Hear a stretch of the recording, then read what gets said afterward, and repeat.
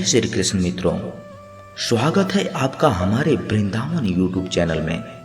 आपसे विनती है, चैनल को सब्सक्राइब कर लीजिए और वीडियो पसंद आए तो लाइक जरूर कीजिए। वीडियो को अपने परिजनों में ज़्यादा से ज़्यादा शेयर कीजिए और कमेंट बॉक्स में जय श्री राधे कृष्ण लिखकर परमात्मा को अपना आभार व्यक्त कीजिए। एक चुंबक को देखा है, कैसे वो लोहे की ओर आकर्षित होता है और कैसे वो लोहे को अपनी ओर आकर्षित करता है, क्योंकि उसके भाव में ही आकर्षण है। हम सबके भीतर भी एक ऐसा चुंबक होता है, विचार का चुंबक, जो सदा ही अपने जैसे विचारों को आकर्षित करता है। हम जो बोते हैं वही काटते हैं। उसी प्रकार हम जैसा सोचते हैं वैसा ही पाते हैं। साधु ईश्वर का नाम जपता है तो उसे ईश्वर मिल जाता है, अर्थात फल हमारी सोच पर निर्भर करता है।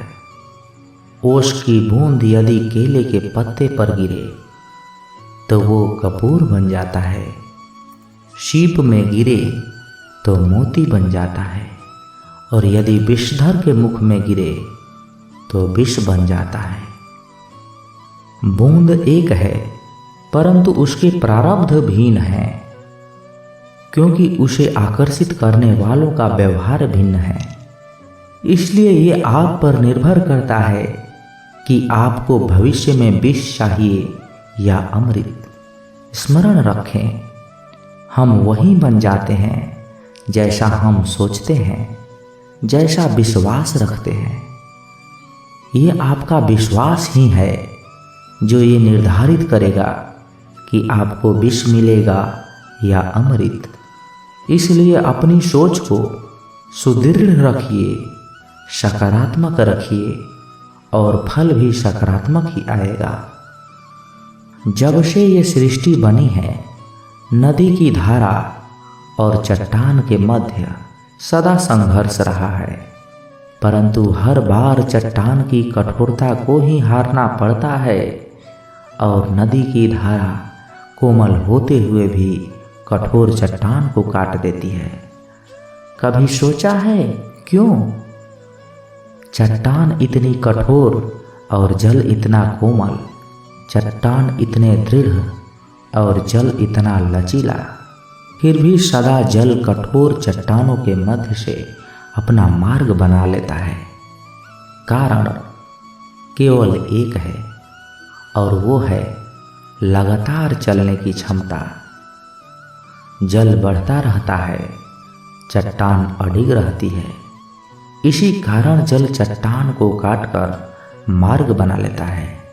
इसलिए लगातार चलते रहिए, रुकिए मत, क्योंकि चट्टान जैसी हर समस्या को आप भी जल की तरह काट सकते हैं। किसी फल को देखे हैं आप? जब भी अपने डाल से अलग होता है बड़ा दुख होता है ना? जब आप अपने उद्गम से अलग होते हैं, परंतु ये दूरी भी आवश्यक है। अब उस फल को ही ले लीजिए। अपने जीवनदाता वृक्ष से अलग होकर ये न केवल किसी की भूख शांत करेगा, अपितु इसके भीतर के बीच एक नए वृक्ष का सृजन भी होगा और कई फल जन्मेंगे। सृजन की प्रक्रिया में पीड़ा आवश्यक है। यदि पीड़ा नहीं होगी तो सृजन नहीं होगा। पीड़ा अपने उद्गम से दूर होने के लिए, पीड़ा अपनों से दूर होने के लिए, उस फल की भांति हम मनुष्य को भी अपने उद्गम से, अपने सगे संबंधियों से अलग होना पड़ता है। और यही अलगाव एक नए सृजन को, एक नई सृष्टि को, एक नए विकास को जन्म देती है। इसलिए ऐसे अलगाव से दुखी मत होइए, उसका स्वागत कीजिए, क्योंकि ये विकास की नींव है। अपराध वो भावना है जिसके कारण संसार में सदा दुख ही व्याप्त रहता है। हम सब अपराधियों से घृणा करते हैं, उन्हें कोसते हैं, परंतु क्या कभी विचार किया है कि कोई भी जन्म से अपराधी नहीं होता। तो ऐसा क्या कारण है कोई इतना बुरा बन जाता है कि वो बुराई की सीमाएं ही पार कर जाए? कारण है कामना। यदि कामना पर नियंत्रण ना रखा जाए, यदि कामना को पूर्ण करने के लिए परिश्रम ना किया जाए, तो वो तृष्णा में बदल जाती है, और तृष्णा लालच में, और लालच छल में, और छल करते ही मनुष्य अपराध की ओर अपने पग को बढ़ा लेता है। इसलिए ये अत्यंत आवश्यक है कि मन की कामनाओं पर नियंत्रण रहे। यदि मन पर नियंत्रण रहेगा तो अपराध पर स्वयं ही नियंत्रण हो जाएगा।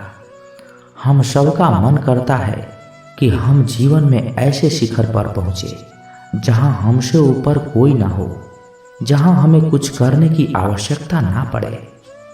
कुछ लोग इस शिखर पर पहुँच भी जाते हैं, परंतु उनका मन सदा विचलित रहता है। कितनी मनोरंजक बात है ना कि जिस विश्राम को पाने के लिए हम इतनी मेहनत करते हैं, इतना परिश्रम करते हैं, वो हमें मिलता ही नहीं। कारण स्वयं सोचिए, वन का राजा होने के पश्चात भी सिंह को आखिर के लिए परिश्रम करना पड़ता है। सोचिए, मैं बताता हूँ। क्योंकि राजा होने का अर्थ ये नहीं है कि वो सदा सोता रहे और मृग स्वयं उसके समक्ष आकर कहेगा कि आइए महाराज, मुझे खाकर अपनी भूख मिटाइए। तो समझ लीजिए, कार्य आपके परिश्रम से ही संपन्न होते हैं, केवल कामना से नहीं। यदि आप नीचे हैं तो सदा स्मरण रखें कि आपका परिश्रम ही आपको ऊंचाइयों पर ले जाएगा, और यदि आप ऊंचाई पर हैं तो वहाँ पर भी रहने के लिए आपको निरंतर परिश्रम करते रहना होगा।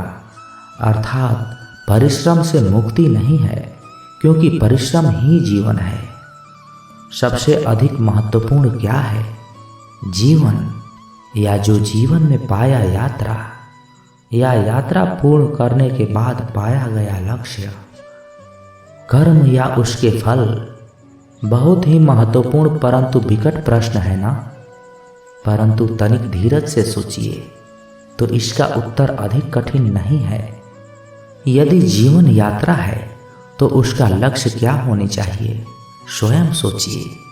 मान, संतान, धन नहीं ना? अंतिम लक्ष्य है परम आनंद, और ये अचानक से नहीं मिलता।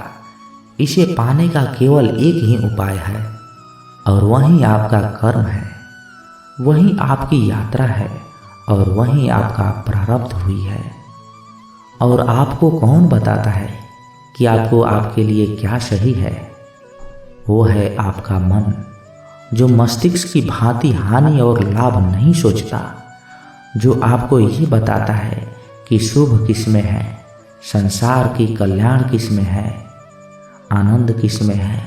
यदि आपका मन संयमित है तो वो आपका सबसे महत्वपूर्ण मार्गदर्शक है, जो आपकी यात्रा, आपका लक्ष्य, आपके कर्म और उसके फलों को सबको शुभ बना सकता है। इन पंछियों को देख रहे हैं ना आप? इनका उड़ना वायु में कितना संतुलित, मुग्ध कर देता है ना? इन्हें उड़ते देख आपके मन में भी इच्छा होती होगी कि इन्हीं की भांति आप भी स्वतंत्रता से उड़ पाएं। ईर्ष्या होती है ना जब आप इन्हें खुले आकाश में ऐसे विचरण करते देखते हैं? पर कभी सोचा है इस उड़ान को, इस स्वतंत्रता को पाने के लिए कितना परिश्रम, कितना अभ्यास किया होगा इन्होंने? आकाश में उड़ने से पूर्व धरती पर कितना गहन परिश्रम किया होगा इन्होंने? इनके माता पिता ने पहली बार जब इन्हें पंख फड़फड़ाने से उस्काया होगा तो कितनी बार गिरे होंगे? पहली बार वायु में उड़ते समय कितना भय लगा होगा?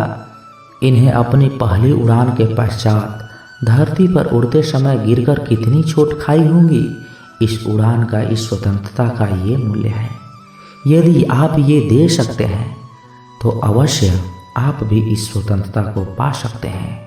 इन पंछियों की भांति ही अपने चारों ओर जब भी आप किसी सफल मनुष्य को देखें तो उससे ईर्ष्या ना करें, उसके परिश्रम और पीड़ा को समझने का प्रयास करें जो उसने यहाँ तक पहुँचने में पाई है। प्रेरणा लें, प्रयास करें और स्वयं भी सफल हो जाएं। तो दोस्तों, कैसी लगी ये वीडियो? कमेंट बॉक्स में अपना विचार ज़रूर रखें और यदि आप इस चैनल पर नए हैं तो चैनल को सब्सक्राइब जरूर करें। तो मिलते हैं किसी अन्य वीडियो में अच्छे विचार के साथ। तब तक के लिए अपना ख्याल रखिएगा। जय श्री कृष्णा। धन्यवाद।